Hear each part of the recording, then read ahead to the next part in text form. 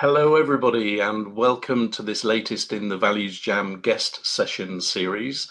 Adriana, great to have you here. And to kick off, please tell people who you are and about your great work. Well, thank you, Alan. My name is Adriana Girdler. I am the Chief Efficiency Officer of a productivity and project management consulting firm. I'm also a very big believer in values and vision statements and all that fun stuff. Um, I've been doing this in my own organization for a very long time, and I help a lot of organizations and individual help them move the needle so they can actually achieve what they need to achieve, whether that's through projects, productivity, or even personal values and visions as well, although that's not my focus. I'm also the creator of Slay Project Management, which is the practical project management course for individuals who don't realize that they're running projects or they've been thrown into the role of project management. So that's kind of in a gist with if anybody ever wants to get to know me a little bit more, you have two ways to do that. You can go to my website, cornerstonedynamics.com, or you can go to my YouTube channel at Adriana Girdler. So, and I know all the spelling and all that other stuff will be below the video, etc. So Yeah, those are probably and obviously LinkedIn. I'm on LinkedIn as well. So, because everybody's on LinkedIn professionally. So okay. I'm there too. So, Adriana, you've mentioned values and project management, and the Yeah. two combined fascinate me because, in my experience, what happens with projects is that each little bit of the project is more interested in their own little bit of the project not going wrong than Yep. they are in the whole project succeeding.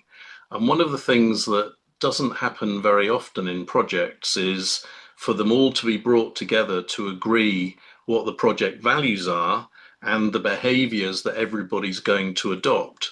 Have you ever come across anything like that happening in a project? Well, interestingly enough, I totally understand your perspective because as an efficiency productivity expert and project management expert, I look at things holistically because I think that's Yeah, really, really important. The siloed mentality tends to be very individually driven. And as a project manager, really any type of management, listen, anytime you're managing people, you got to think holistically. There is more to it than just the one path or the road that you're going on. So, yes, I've seen that, but I have established over the years, which I also have in my practical project management course, where I teach people how to stop all that happening from day one.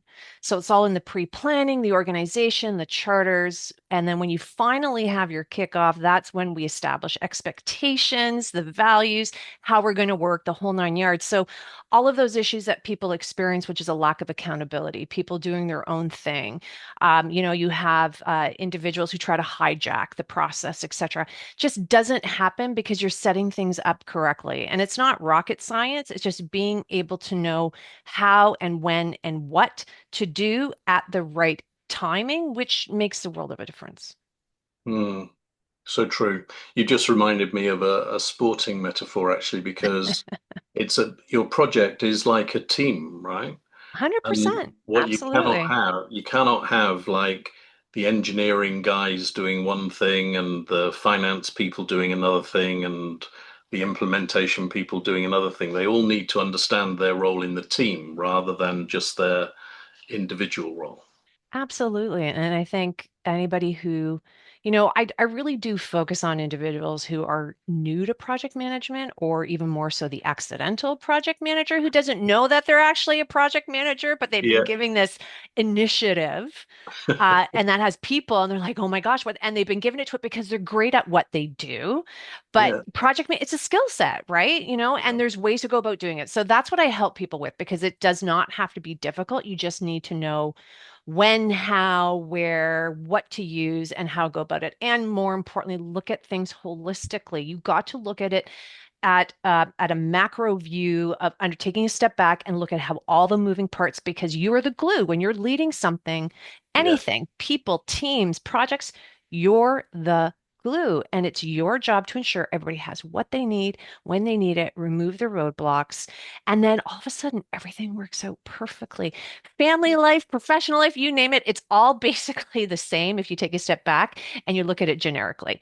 Obviously, there's going to be some nuances and specialties for certain things, but I'm being very generic right now.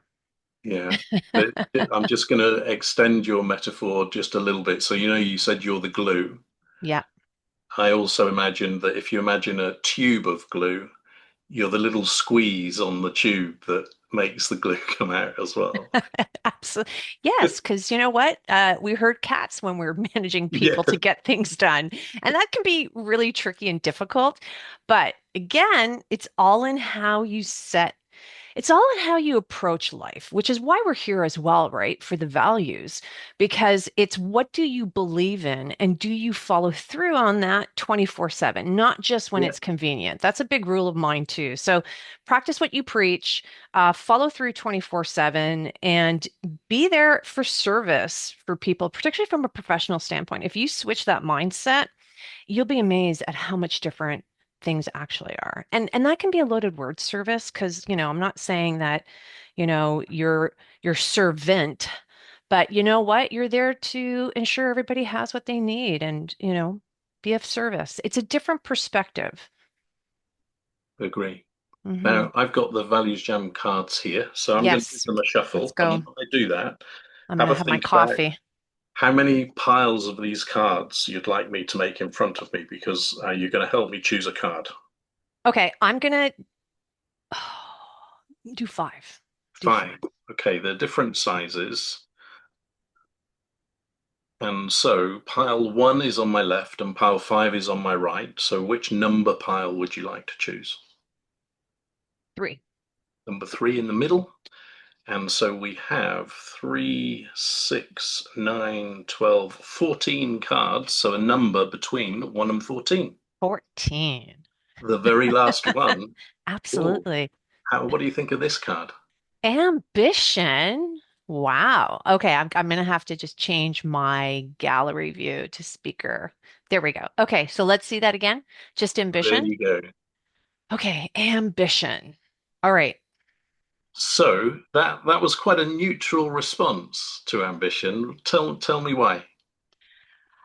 First of all, why did you think it was neutral? I'm Because just you curious did. about that. All right, so let me give you the two ends of the spectrum, right? Yes. So the first is yes, ambition. I was hoping I would choose that card, and then the other end of the spectrum is oh no. So you were kind of in between, right? Oh, okay. It's so funny to have other people give you a perspective that they see versus what you Yeah. put out, right? So how Okay, did you well, feel? I feel fine because you know what? Um, I like ambition. I am ambitious. Okay. I have no problem with it.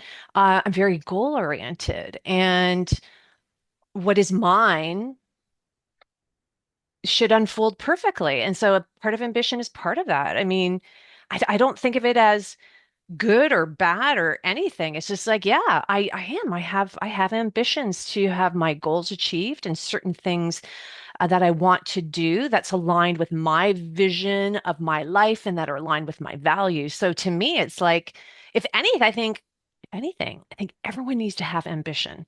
Now, it's funny because you said the negative and the positive, like the two spectrums. It's like money. People think money's bad. Money is neutral. It's not bad. It's not good. It's you as an individual, what you do with it and how you approach it. And I think ambition is the same thing because if you take a look globally as to what's going around us on the political spectrum, there's a lot of ambition happening, which I deem as very negative with what I'm seeing. And I don't like it at all. Um, but you know what? Ambition itself is not bad. It's the individual who is running that ambition. Do you know what I mean? You know what I mean? Does everybody know Yeah, what I I, mean? I absolutely know it. So you mean like some political leaders seemingly have an ambition to rule the world? Mhm. That kind of thing. Yes, without um, understanding the impact and the greater good and individuals, it's very siloed and selfish and Yeah. self-centered and egotistical. Um, that like anytime you come at anything from that perspective, it's not good because ultimately it will ruin you as an individual. Some people may take longer or shorter. Do you know what I mean? But it's just, you know, it's nothing is innately bad. It's what we tag onto it that makes it good, bad, or even neutral. Do you know what I Yeah, mean? absolutely. And Yeah. to take it even to a more grounded level, let's start with what is ambition? To me, are you asking my definition? Okay, so my definition of ambition, and I have no idea if this is right or wrong. Does it really matter if it's right or wrong? No? Um, so my sorry, I have a pop-up coming up on my screen. Um, it's based on your goals and the goals that you have in your life. Are you willing to put the energy and effort into it and be ambitious in order to get it? Are you willing to go even further than what you think? So, not just for reach for what you can achieve today, but maybe reach for the stars of what you really are desiring and have intention for and being able to reach it. That's ambitious. It's kind of going beyond just what we can do today or next week. It's like, wow, okay, that's really ambitious. Like that's going beyond what you even have the capability or the ability to do today, but you're going to be ambitious about it. And over the years, I've had many things that I've been ambitious with and have achieved. And it's like, wow, like it's very, I feel blessed with it too, by the way. How's that as a definition? Oh my God. Well, there's a couple of things that you touched on there, I think, that resonate with me. One is that ambition, well, obviously it's to do with something in the future, a picture of the future. Yeah, But I like what you were saying about it being kind of more than you might even know how you're going to do it. yeah, That's ambition, isn't it? When it's not like, well, I'm going to be able to do this easily. That's not ambitious. It's when you're not really sure how you're going to do it, but you're going to work it out because it's that important to you or you're that motivated to be able abs to go to that place. And absolutely. then there's a metaphor type, more creative part to this question as well. So when you think of the word ambition, what images come to mind? What sounds come to mind? And what feelings come to mind? Feelings are excitement for sure. I get excited, slightly nervous too, because I Yeah, don't know how I'm going to do it. Um, Feelings and sounds, it's when you say that, I think of past things that I've achieved, ambitions with that's what comes about. You know, but something else that's just popping in actually it's more my heart fills. My heart fills. There's this it fills with like excitement and joy and it's like oh my goodness and it's cool. It's like wow, all right, and I'm getting goosebumps right now. I have no idea how I'm going to do things, but I know I can do it. There's this knowing because I also have confidence in myself and in my abilities and in my beliefs and I don't rely on anybody. I shouldn't say that because I have people I love and team members and stuff like that who help me out tremendously, but it's just it's that and then sounds applause actually. And it's like and they're like yay yay go for it woohoo you do it. It's like encouragement. It's encouragement and applause, by the way. It's encouragement, encouraging. Did I answer all yeah, of it? you did. And so, ambition for the same sort of feelings. I feel a great deal of excitement and some apprehension, like you said, Yeah, because it's like, I think part of ambition, because it's the unknown, by definition, you don't know, and yeah, therefore there's some uncertainty that has to be attached to that. But that's far overridden by this kind of drive to actually get it done. yeah, Um, the sound, I I haven't got applause, but I have got yes. yeah, A group yes yeah, yes, of yes. when you've achieved it. And what do I see when I see ambition? I don't actually. I can't. I don't have an image that comes to mind for ambition. Um, that's interesting, isn't it? I wonder why that is. Yeah, I don't think, did you mention an image or not? I have past images that come into mind. So, and one for me, I've done two TEDx talks. And so when I first had the concept of wanting to do one, probably took me 8 years before I did my first one. And that whole ambition, and it wasn't like right away. I never keynote was speaking before, so I had to start that process of doing it and practicing and getting to it. So when I put a lot of there was a lot of effort and energy and desire in that. It was like something that even held close to my heart that didn't necessarily want to share with people because it was like, oh my gosh, if I get this, wow. And if I don't get it, I don't want to tell anybody. You know what I mean? Um, but yeah, so that's what comes to my mind, is that because that really to me represents an ambition where I started at zero, like literally started at zero and was able to achieve it twice. Twice. And the second one wasn't even, me pushing for it. It just kind of fell on my lap. It's like, oh, okay, sure, I'll do it again. Yeah. And you right at the beginning, you remember when you said about how it's interesting to look at different perspectives, when I was saying about your reaction to the choice of the card. Um, this is coming through to me now listening to our conversation because I was just thinking about my first career was in commercial hospitality management. And so from the time I went to university to study hospitality administration, I knew that I wanted to run like a five-star hotel, right? That Mhm. was my career path ambition. Um, and some people who maybe imagine somebody from a hotel family, that might be what's expected of them, right? Yes. So in that case, maybe somebody would say, well, you're not being very ambitious because you're just joining in with the family business. Of course, you can become a hotel manager. But somebody from a less privileged background who'd never really been in a hotel before, that is a different story, right? Yeah. And then the final bit of it is that I remember the day that I got my first job at that level, and I wasn't really excited or thrilled about it at all because it had been the ambition for quite some years, and it was just, well, it was always going to be that, right? Yeah. So tell me a little bit about that. This impact of different perspectives on ambition and some of those examples that I've just given.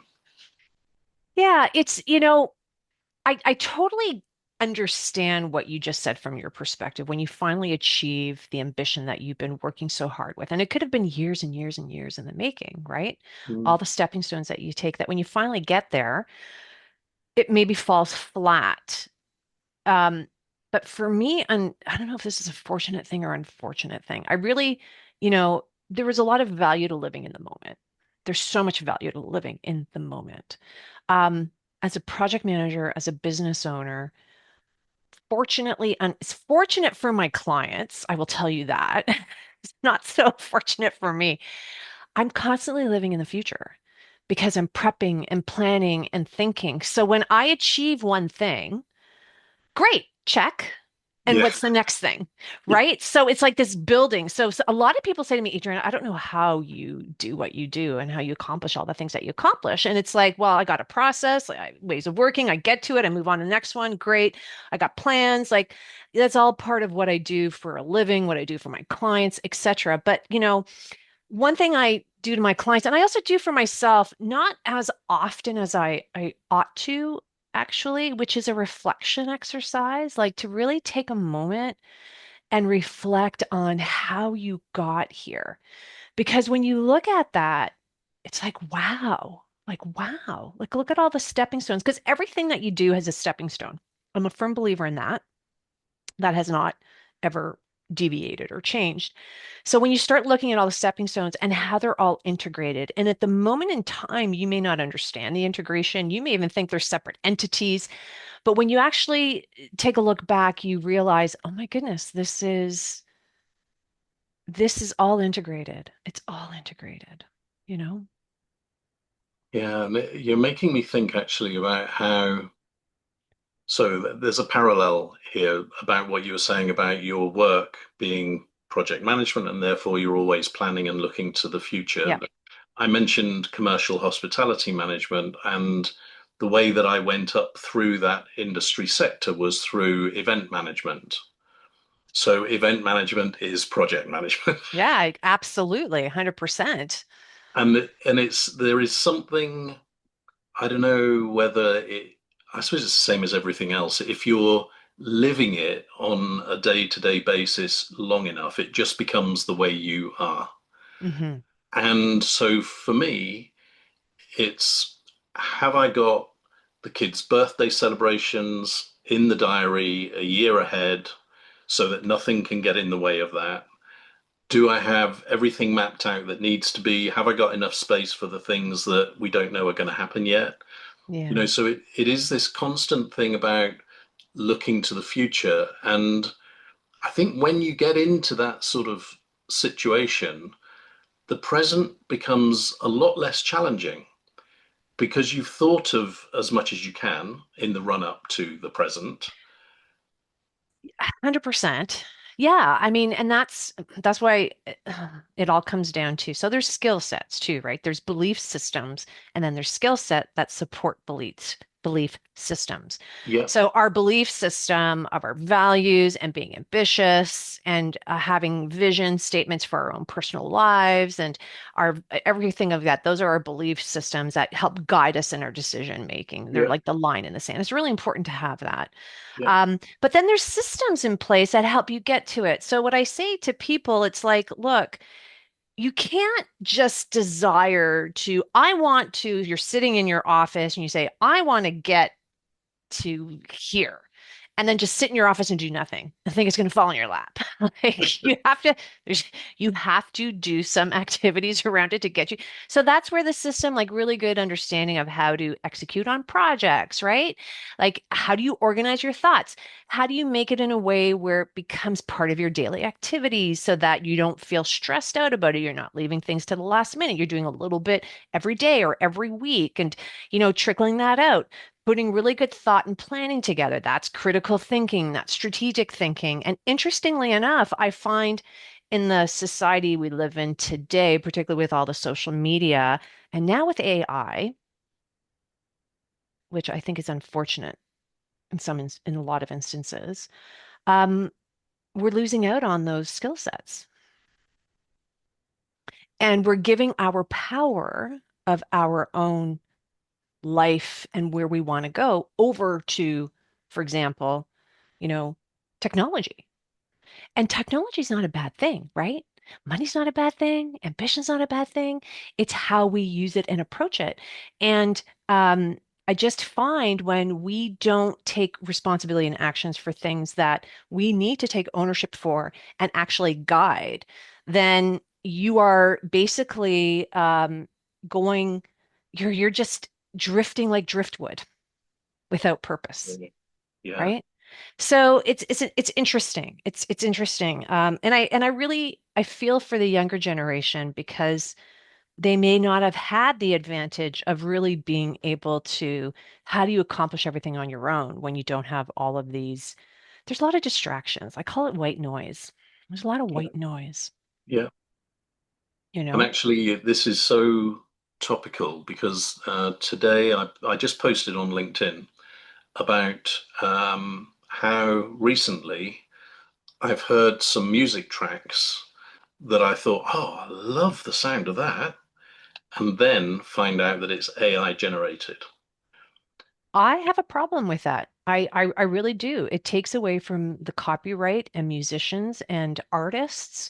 It's like images that are being just done. It's really the unfortunate part is content in essence is being borrowed, but you can say stolen Yeah, from individuals who are not being compensated for it. And prior to, people would have, they should be compensated for the work that they do. I can't tell you how much work I put out there in, the internet with my YouTube videos and on my channel. And I know AI sifts through it all, puts Yeah. out as an answer, and I get nothing from it. Yeah. So, I mean, obviously, I'm trying to find ways around that. I got a business to run. I got a family. I need to live, right? Listen, I'm doing well, but it's like it's just, it's wrong. It's ethically, in my personal opinion, it's wrong. And the fact that we have all these large organizations who are not seeing the ethics part of it and only the profitability. And don't get me wrong, I'm a for-profit organization. Of course, I want to make profit, but really at the expense of everybody else. Like you really had, there's ethics. And I really find in today's day and age, we're seeing a lack of ethics, right? Mhm. Like think of it on the political spectrum. I mean, thank God. I mean, I'm a Canadian, by the way. Yeah, I know. Yeah, thank God. And we got Mark Carney, yay. Yeah. Um, you know, but like I just I'm not seeing enough of it. History repeats itself. My first degree was in history. It repeats itself.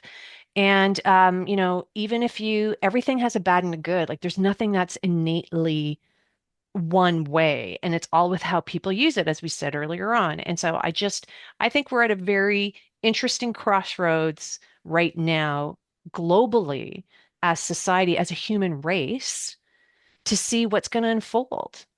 And it will Yeah. be very, very interesting. And unfortunately, this is just not an isolated thing when you think of like automation in the 80s. So remember automation in the 80s? Because I'm an engineer background. I used to work in packaging and automotive and stuff like that.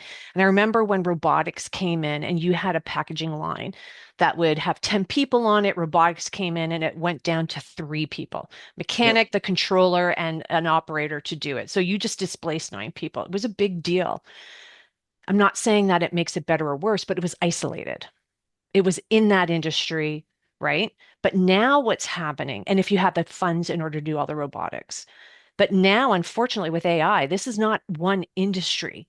This is everywhere, all industries, all types of organizations, all departments. Like I know individuals who are being let go because organizations are putting more value in the AI. And I promise you this, there's a lot of slop out there that I see constantly. So that's a whole nother topic. That's not why we're here. So No, it's not, but I want to draw it back to, you remember earlier when you said about how things are not good or bad in themselves, it's how they're applied. yep. And what you covered off in terms of, artists not being rewarded for their work, musical artists. Yep.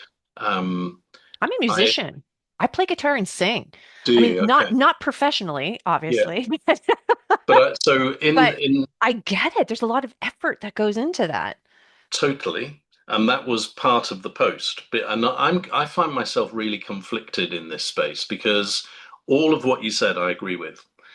On the other hand, I have not got a musical bone in my body, and I love music. And I organized a kindness summit in Florida in May, and in the run up to it, I found this music AI generator, and I gave it a really short brief to write a song about kindness in the style of a rap and da da da da. And I loved it. It was Yeah. great. And then the guilt comes in with, yeah, but who's done all the work to have this out there that this AI has then gone and, It wasn't AI.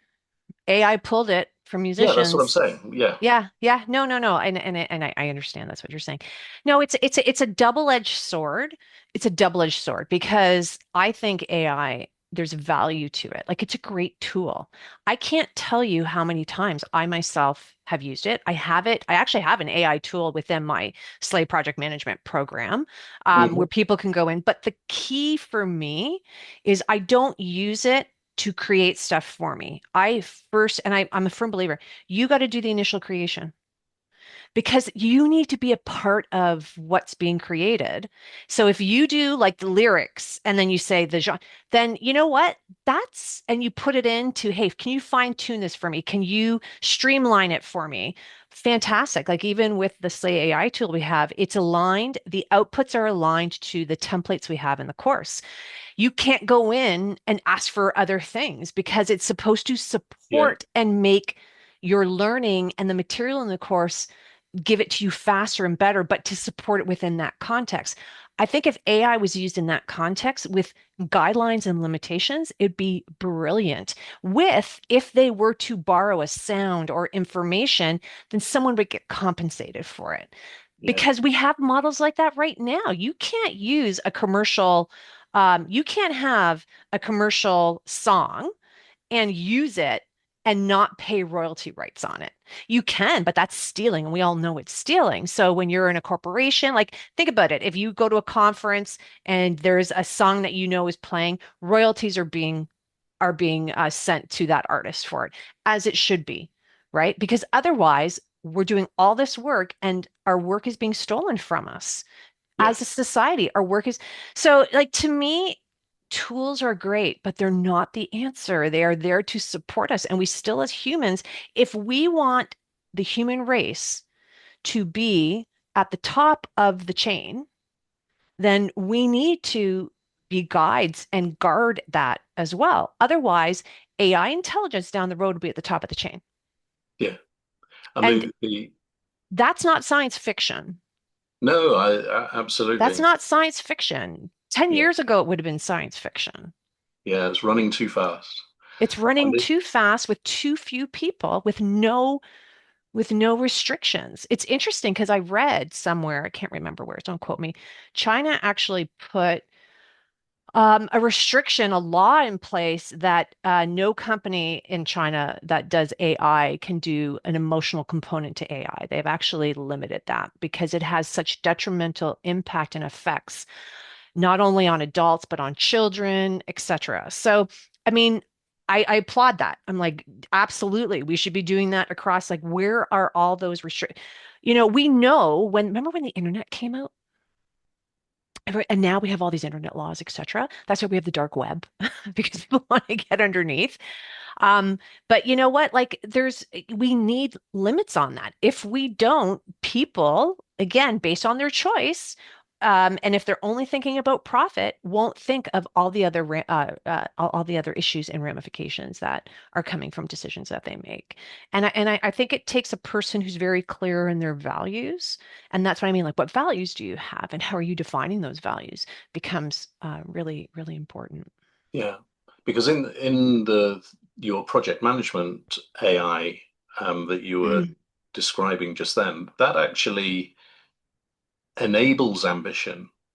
It Absolutely. enhances people's ambition to be able to get where they want to get to faster, better. Um, so if it's like you say, if it's used with the right guardrails, if you want to call them that, it can be hugely beneficial. But it's a bit like I did a talk a few months, probably about a year ago now, where I likened it to driving a very fast car down the highway. Yeah, Would you risk doing that without any guardrails either side? of course not. And so why are we running AI in a different way? Because people are under a false assumption that people will do the right thing. And Yeah, oh, well, it's not gonna, it's look at all the good. And yes, there's good, but look at all the bad. Like there's yin yeah, and yang, there's black and white, there's sun and moon, like there's opposites to everything. But even more importantly, think about how it was developed. This is maybe where my business mind comes in as a business consultant. Think about how this is being developed. Trillions of dollars from these large organizations are investing in this. So guess what? Companies are about profitability, nothing wrong with that. So they need to recoup all of the money they've invested. yeah, How are they going to do that? Is it through subscription base? No, because that's not going to cover the cost. So what are they going to do? They're going to start going to corporations, trying to convince them how AI is going to solve all their problems. And if you get AI, you don't need a workforce, et cetera. It has other ramifications associated with it. Our quality of life. If you want to go down that rabbit hole, like think about it. How do we currently have our quality of life, right? We pay our taxes, we get services, et cetera, in exchange for the taxes, et cetera. And then if you're not working, where's your tax base? So then what does governments do? They have to focus on tax base, but not necessarily for the stuff that the people, like think about who's paying the taxes, right? So then, where do you need the taxation from? Okay, so maybe the stuff that we as individuals starts not to be as the quality that it should be. And so the focus then becomes on the corporations who, let's say, are now paying more taxes, right? I'm not, again, we're going down a rabbit hole. I don't want to go down. This is about values.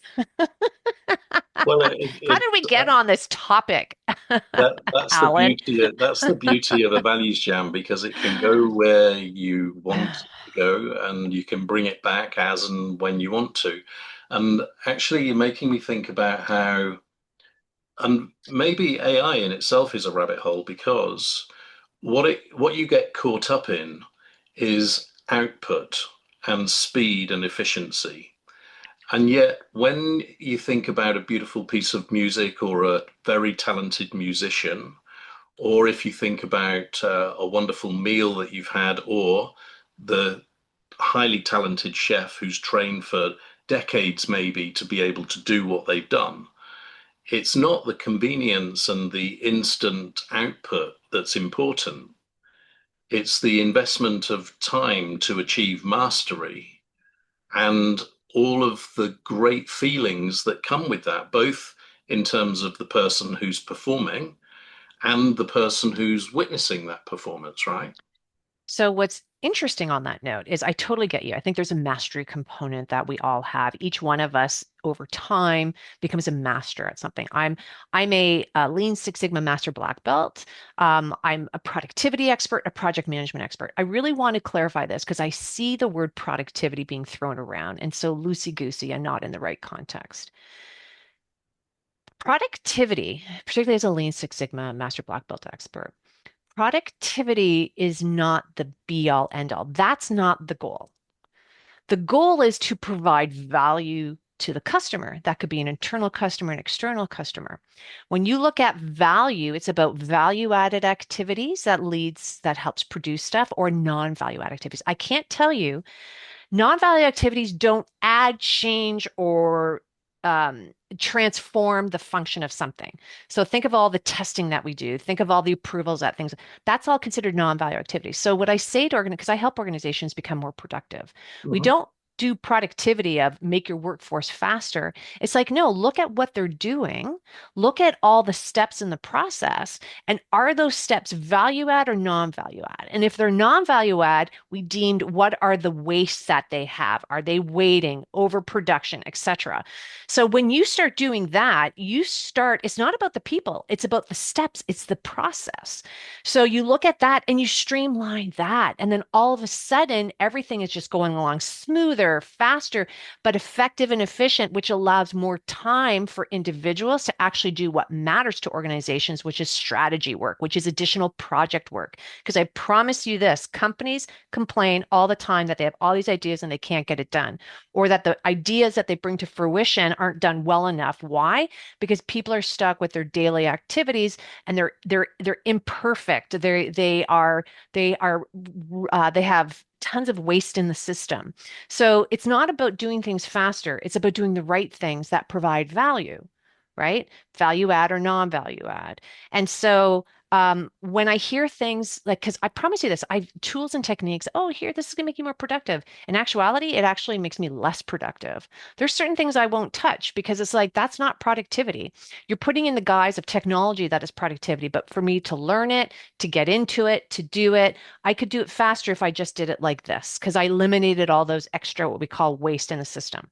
I Yeah, say all this because AI doesn't know that. yeah. So AI builds in a lot of waste, like humans do as well, because it's not using the lens that it needs to use it in.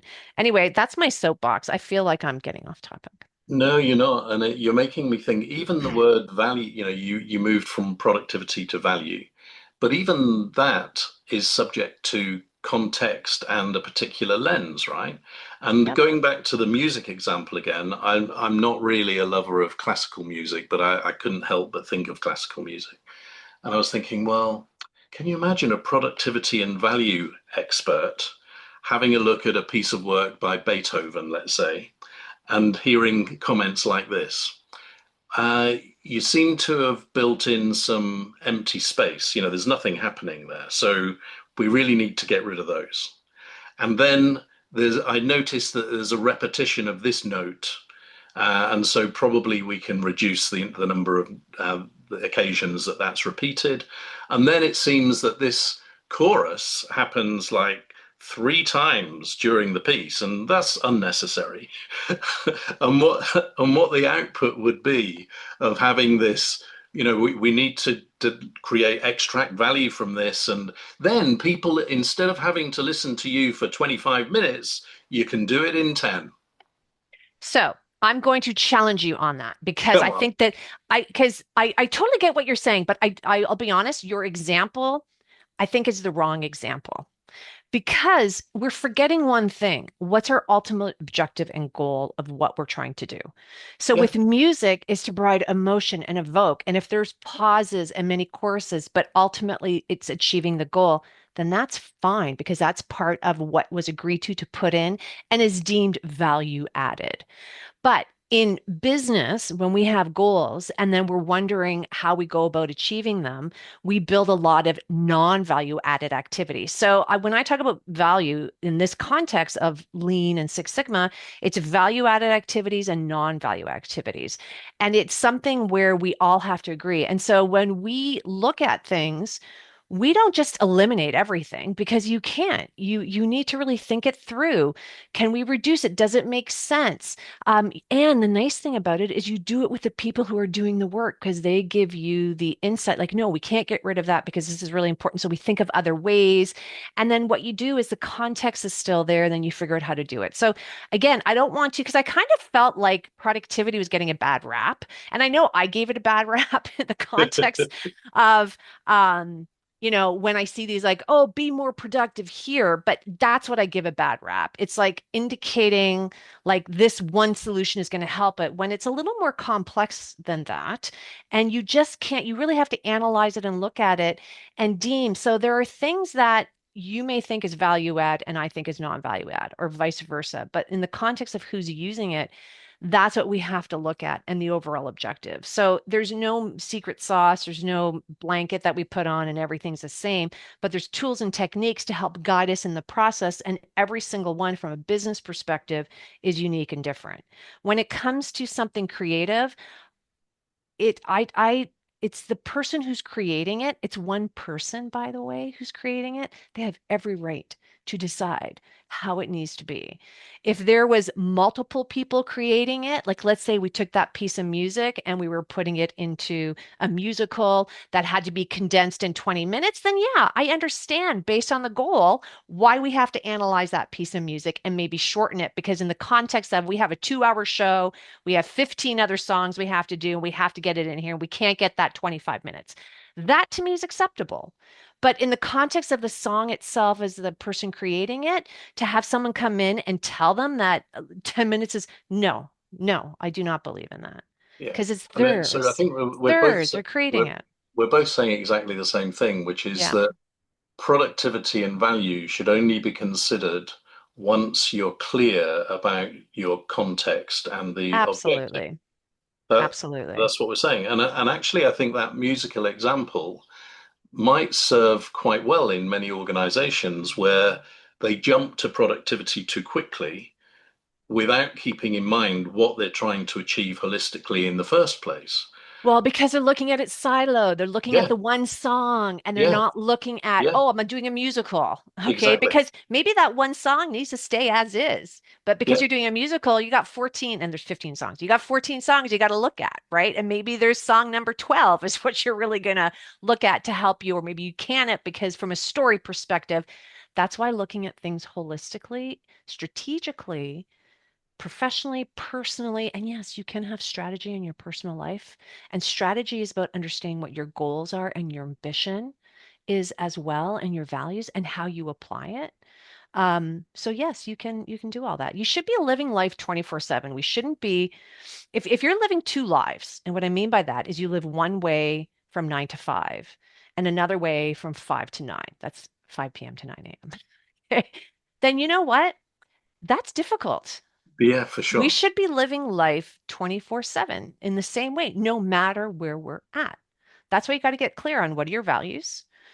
What is your personal vision statement that you'd like to see? And then you start taking a step back and you look at the strategy and ways of working of how you want to go about doing it. That's where project management principles come in. It's so great because you can take those concepts we use for projects, apply it to your own life. Same thing with productivity. Is there something I can be more productive with if I were to look at it through the lens holistically of what I'm doing? Is there a more efficient way that it has value added activities mostly in what I'm doing? Or am I creating spin and just being stuck in the same place because I'm doing non-value added activities, right? Like that's the lens that I recommend to people to look through. And I've been doing this for way too long. So I live and breathe that now. Now, in ValuesJam, there's an opportunity for you to ask a question. So let's do that now. Oh my Um, goodness, I'm not prepared for that. well, no, I'm going to give you. What? I'm going to. It's a well. It's going to be okay, and it's about ambition. So it's your own question about ambition. Think of what you're curious about the area of ambition, and a question beginning with who, what, where, when, why, or how. And if you've got the answer immediately on top of your head, then feel free to give the question and then your answer. Or if you prefer, ask me the question and then respond to what I reply. Okay.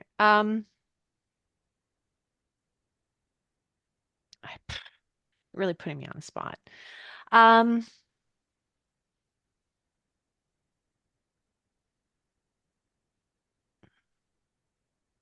So if it helps, maybe think yeah, about. I need some help. All right, that's fine. I'm going to be So honest. I need think some think help. of either somebody who you know that is hugely ambitious, or somebody that you know who seems not to be ambitious at all. And what is it about either of those people that makes you curious? So I guess in that context, it's more generic. Um,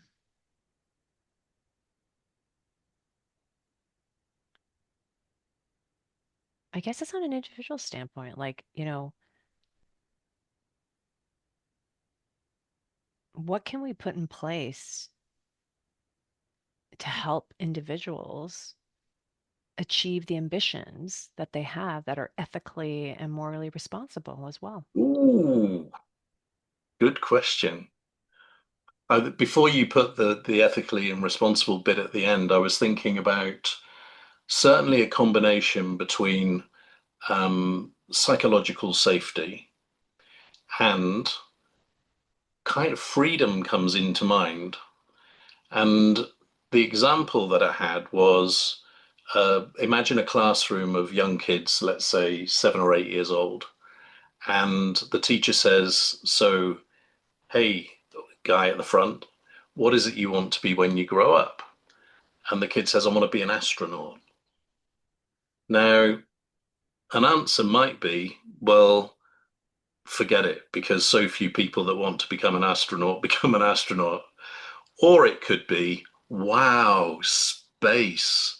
That's an amazing industry. And, you could become an engineer or you could become a designer. You might become a space. Do you see what I mean? So that in one situation, you're getting closed right down, no psychological safety, no freedom to express your ambition. And in the other one, you're being provided with both. And then how the bit about the ethical Ethic and the more responsibility. and moral, yeah, moral and Yeah. ethic responsibility.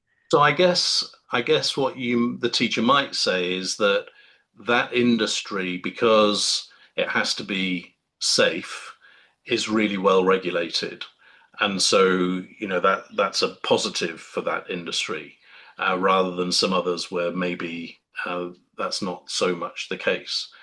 Um, so there's the beginnings of an answer. Does that give you any food for thought? Yeah, because it's interesting. I mean, I think that's from an ambition standpoint. What I heard from you is that you were taking it from a standpoint of, I want to achieve this as a profession. Whereas when I said the moral and ethic, I added that in because it's like, if we get more people who want to be ambitious, like I can say, let's say we talked about money. I want to make a lot of money. That's ambitious, right? I mean, it's a little vague, but it's ambitious, right? I want to make $10 million. Morally and ethically, well, how are you going to do that? On the backs of people? Are you going to step on them? Are you going to, you know what I mean? Like, so when you add in the moral and ethical, I think that's really important because, like in lean, there's so many ways to look at things like the lens and productivity. There's so many ways to go Yeah. about to solve an answer. It just means you have to think a little bit more. So if we were to be thinking, it's like even with AI, we're not thinking morally and ethically right now about it. I can tell you that, right? Hmm. It's strictly AI, make the money, get it out there. We're being pushed. It's being pushed on us. Yeah. But the moral and ethical aspect is not being looked at. And when you start bringing the moral and ethical, you do have to spend a little more time. You got to slow down a bit to really think it through. You can still achieve what you want to achieve. You just do it in a different way. It's like getting somewhere. Most instances, there's multiple ways to get to your destination. It's how are you getting to your destination? And I feel and I know that when you bring in moral and ethical codes into it for yourself, then at the end of the day, when you achieve it, it feels good without any type of negativity associated with it. And that's really important too, because that will eat away at you if you realize it or not, right? And Yeah. it does impact you and the type of individual you are too. So if you're constantly doing things that have negative ramifications on other people or yourself, some people go, I don't care. I don't care. Well, then I really challenge them. Well, wait a minute. You say you don't care, but at some point we are human and there is this essence in all of us to help each other out, unless you're a sociopath or, you know, And then actually, maybe this not. this this moral and ethical piece is even more complex because I was just thinking of an example where somebody says, "Oh, you use the example of I want to, get a load of money," and you say that's fantastic, very worthy ambition to have. That's Yeah, fine. we all need money. It's what we use to trade, and that's how Yeah, we live and survive 100%. And there's nothing wrong with wanting it so that you can be secure and have good retirement, like all that. Okay, anyway, yeah. sorry to So the interrupt. question is, so how are you going to do that? And Yeah, the answer is, I'm going to be a bank robber. yeah, And then it's whoa. And then it gets even more complex because are you familiar with the story of Robin Hood? yep. Okay, so who's to say what is ethical and moral and what is not? Because in some situations, perhaps a lot of people would think that it's okay to take from those who have more than they need to give to those people who do not have enough. So, this whole thing around ethics and morality depends whose view you're taking, right? Well, and I think it depends on which country you're in. I think it Yeah, depends on the so much. culture and the values of the organization, Yeah, even in the country itself. So 100%. I mean, as a Canadian, there's a collectiveness that we have in this country where we do believe in helping each other out. It came very clear in COVID, like we we followed what the government told us. Why? Because it's a collective good. Right? Yes. When you think about other countries, particularly our neighbors to the south, we had a lot more lockdowns, man. Let me tell you, kind of at the end, I was even kind of getting sick of all the lockdowns. I'm like, okay, I'm compliant. But then I know individuals, because I have clients in the States as well, they were going to Mexico on holiday, coming back with COVID. Because it was their individual right to do what they wanted to do and not be yeah, told. yeah, So I mean, a lot of listen, there's no clear-cut answer, there's no black and white, but it all starts with us as individuals. And I think, I just grew up looking at the collective whole, not like in the family, but also as a country. I'm not saying all Canadians are like this because that's not true. We have our bad and yeah, good as well, like everybody else. Like it's not perfect. We'll be the first ones to say that. Um, but it's interesting. It really it's interesting. Anyway, yeah, it's the whole, oh my goodness, we can talk forever on So this. I love how you said that it's all about it starts with us and we're a collective, and I think that's a kind of really good note to bring this values jam to a close with a final question, and that is, what are you encouraged to do differently about ambition as a result of this conversation? Nothing. I'm good. No, because I really, no, nothing, because as you said, my thought on ambition is neutral, right? I am ambitious. I have goals and objectives even right now with my business, and I'm on the process of the stepping stones of getting all of that in there, and I have other objectives and stuff. So, yeah, for me personally, uh, nothing's Okay, changed at that's all. good. And Yeah. it, sometimes depending on what sort of person you are in terms of reflection, it might be that overnight you think about something, and that's fine. And if you don't, that's fine too. Mine, I think, is about being more my. This conversation has brought out how the relationship between individual and collective ambition is, because we tend to attach a lot of importance to individual ambition and seemingly less importance to collective ambition. And yet, collective ambition probably is what delivers more value. So that's what I'm going to just think about. And I'm not sure what the action connected to that will be, but I feel there will be something there.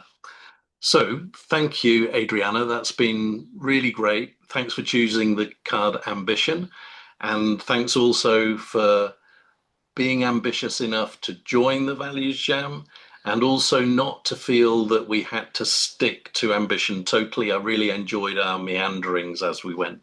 I did as well. Thank you so much for inviting me to be on your podcast. And already, look at all these dings I'm getting. Hopefully, you're not hearing that. No, So no, no, no. it is time. I just silenced it all. No, it was a pleasure. And I hope your audience enjoys it as well. And that I hope they choose to be ambitious and do it morally and ethically as well. And look at that bigger picture. It's lovely. So Thank you. thank you.